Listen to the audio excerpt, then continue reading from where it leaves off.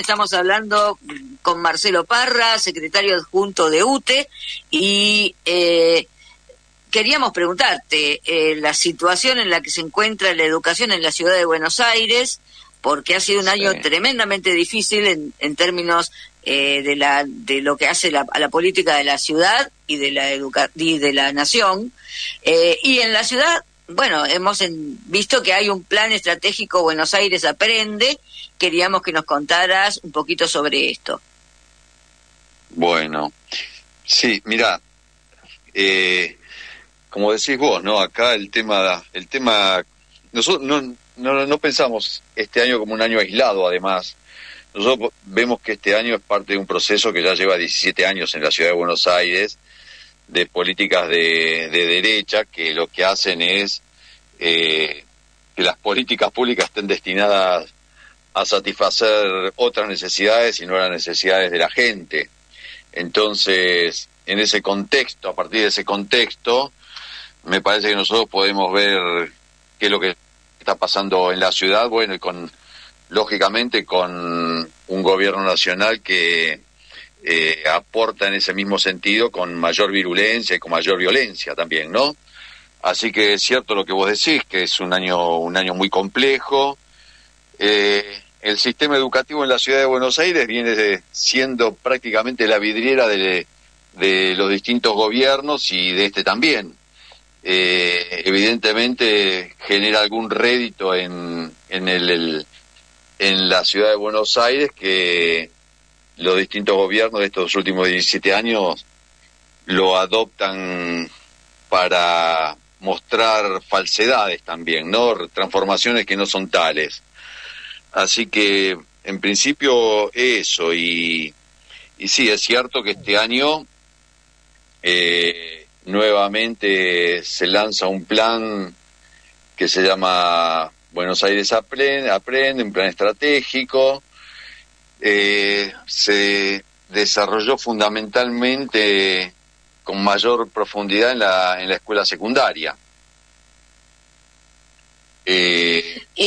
Lo que nos sorprende es que vos bien planteas 16 años de gobierno de un mismo signo político y que permanentemente el latiguillo es hay problemas en la educación de la ciudad de Buenos Aires y el área de lengua, matemática y educación digital, bueno, hoy serían los caballitos de batalla que se esgrimen para mejorar los gravísimos defectos de la educación de un gobierno que es responsabilidad del gobierno que está hace 16 años, claro, insisto.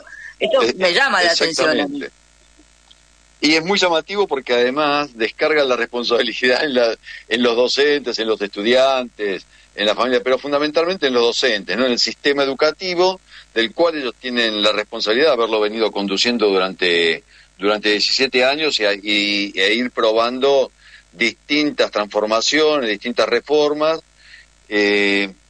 Yo creo que más allá es cierto que el sistema educativo está en debate y que hay cosas que hay que cambiar. Yo soy un defensor del sistema educativo y sé los efectos, los que estábamos en las aulas, los que estamos en contacto con las escuelas, sabemos el efecto que produce sobre las niñeces y las adolescencias el sistema educativo, ¿no? En términos de mejorar las condiciones de cada uno de los chicos y chicas. Y es cierto que también entendemos que hay que mejorar. Lo que también es cierto es que no puede ser a espalda de la comunidad educativa, a espalda de los trabajadores y sin la participación real de los trabajadores y de la comunidad educativa en esas reformas, en esas transformaciones. Este gobierno tiene por costumbre ya implementar las reformas sin haber discutido, debatido con la comunidad educativa, por lo menos en su totalidad. Siempre lo hace de manera parcial. Bueno, nosotros este año, en términos de lo que está pasando en la escuela secundaria, si te interesa que te cuente algo de esto, nosotros como sindicato hemos tomado una decisión, aparte de algo que creemos que es un mandato y que está en boca de las compañeras y de los compañeros docentes, que es ninguna transformación a a espalda de los trabajadores, y en ese sentido, para que esto no sea solo un eslogan, nosotros tomamos una definición de tipo política que tiene que ver con una posición un poco hasta incómoda, te diría, que es no rechazar de plano la reforma, y para garantizar que esa discusión se concrete, sentarnos a discutir con el gobierno. Y creo que es parte de la responsabilidad del sindicalismo asumir esa responsabilidad y discutir y tratar de conseguir las mejores condiciones. En nuestro caso, no solo para los trabajadores, sino para trabajadores y estudiantes, y para, en fin, en lo que la educación afecta al conjunto de los ciudadanos de la ciudad, ¿no? Así que esa fue una definición que tomamos este año, y nos hemos sentado a discutir con el gobierno, nosotros hace 17 años que confrontamos con este gobierno de derecha, y que en ese mismo sentido y con esa misma visión de ser opuestos políticamente, nos sentamos a confrontar con el gobierno y a discutir las mejores condiciones de esa reforma. Excelente. A tal punto que hemos conseguido, yo creo que hemos podido conseguir algunas reivindicaciones, algunas cuestiones en términos de esta discusión, que sin que hubiésemos estado nosotros ahí discutiendo, bueno, también es contrafáctico, no sabríamos qué habría pasado, pero en principio nosotros participamos en esa discusión, y algunas cosas que se daban por hechas después se fueron revirtiendo, ¿no? Por ejemplo, no sé si vos te acordás que se hablaba del tema de la virtualidad, que iba a haber un cambio de régimen académico. Bueno, algunas de esas cosas no han sucedido, se han debatido, se han discutido, hemos confrontado y hemos conseguido que algunas de esas cosas que por lo menos estaban en el aire y sonando como hechos, no sucedieron. En efecto, se cumple que luchar tiene sentido, ¿verdad? Sabés que mi compañero de equipo, duda. Alejandro Cuneo, Sí. que está haciendo una señal de que quería hacerte una pregunta, le voy a hacer el paso. ¿Cómo no? Alejandro. ¿Cómo no? Bueno, sí, gracias, Marcela. Marcelo, mi inquietud pasa por acá el futuro, ya prácticamente termina el año que viene. ¿Cómo ven ustedes como sindicato qué es lo que hay que hacer con el gobierno? Porque hay básicamente dos posiciones. La posición de luchar, de pelear, generalmente la posición más radicalizada, y la posición que dice, bueno, las relaciones de fuerza no dan, hay que esperar de sencillo hasta que aclare, es un viejo dicho que había por ahí. Sí. Y sobre todo, dentro de esta pregunta también me interesa la posición de ustedes frente a la CGT. Tengo entendido, ustedes son UTE, están en la CTA. Bueno, ¿cómo ven ustedes a la central gremial, a la CGT, la situación, todo siempre en aras de esto de qué hacer con el gobierno, confrontar, esperar hasta que la relación de fuerzas dé? Bueno, ¿cómo lo ven esa situación? ¿Qué les parece? Bueno, es muy grande lo que preguntás. A ver, yo creo que la correlación de fuerzas hay que ir construyéndola, sin duda, no se da mágicamente, y además nosotros abogamos por la mayor unidad dentro del campo nacional y popular, y en eso me parece que tenemos que pensar que a este gobierno hay que enfrentarlo y hay que disputarlo en el mayor marco de unidad posible, con la CGT, con las dos CTA. Vos sabés bien que hay como una intención de las dos CTA, ya están saliendo algunas acciones en conjunto con las dos CTA, y muchas de ellas con algunos sectores de la CGT, con la Corriente Federal, que también tenemos vínculos cercanos, y yo creo que la realidad tremenda a la que nos está llevando el gobierno nacional, yo creo que va a hacer que más temprano que tarde las fuerzas del campo nacional y popular confluyan, y que en ese contexto de unidad podamos enfrentarlas. Es cierto que si no vamos todos juntos, se hace muy difícil.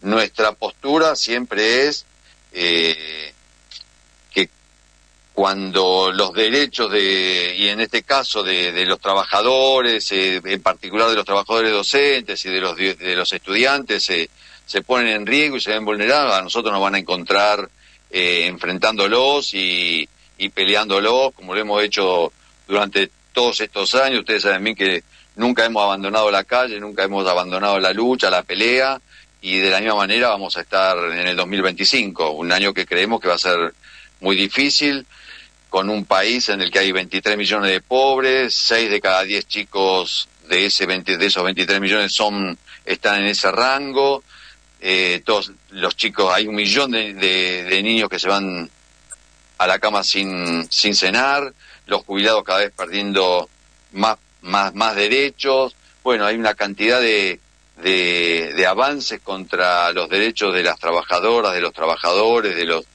jubilados, que son trabajadores previsionales. Ahora, bueno, todo eso me parece que nos hace estar en un estado permanente de alerta, de unidad, abogando por la unidad para poder confrontarlo. Una última, Marcelo, porque, bueno, este gobierno, el gobierno de la ciudad y el gobierno nacional, que en esto van en sintonía, se han dedicado a desfinanciar la educación y a golpear a los trabajadores de la educación, a golpear también a las familias, pero un tema muy caro para toda la ciudadanía, que es el mundo universitario, ¿no? Desfinanciando el gobierno nacional las universidades y al prácticamente desvalorizando el ejercicio docente, que perciben unos salarios realmente muy por debajo de sus necesidades. Para que me digas una palabra de cierre sobre este tema, porque no se sabe si el año que viene vamos a contar con presupuesto, qué tipo si va a alcanzar o cómo lo van a ejecutar. Bueno, viste que está el tema del presupuesto nacional, está dando vueltas y este gobierno se siente más cómodo sin presupuesto para hacer uso de los fondos de la nación y de todas las argentinas y los argentinos de una manera absolutamente discriminatoria.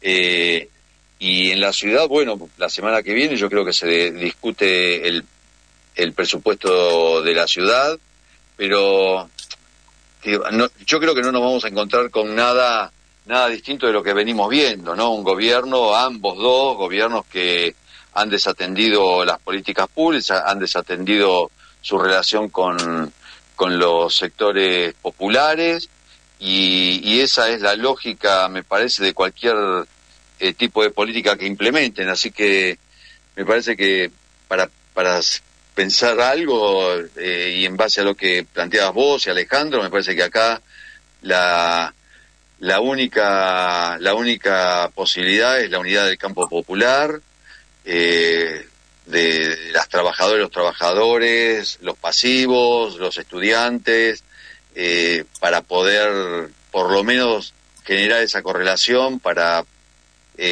poder confrontar, poder evitar que los daños sean mayores, porque ya han hecho mucho daño, y construir una alternativa nacional y popular que nos lleve a estar en otra situación. En resumidas cuentas, avisoramos un año 2025 con movilizaciones y enfrentando políticas nefastas, ¿verdad?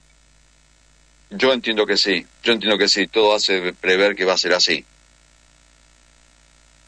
Estaremos entonces en la calle, estimado Marcelo Parra, porque como dice, luchar tiene sentido y se han conseguido cosas, como vos bien planteaste, ¿no? Luchando se mitiga, se morigeran políticas muy crueles y nos permiten seguir alentando la esperanza. Exactamente, Marcela. Nos veremos siempre en la calle como lo venimos haciendo desde hace muchos años. Muchísimas gracias por este contacto, Marcelo Parra. Al contrario, gracias a ustedes.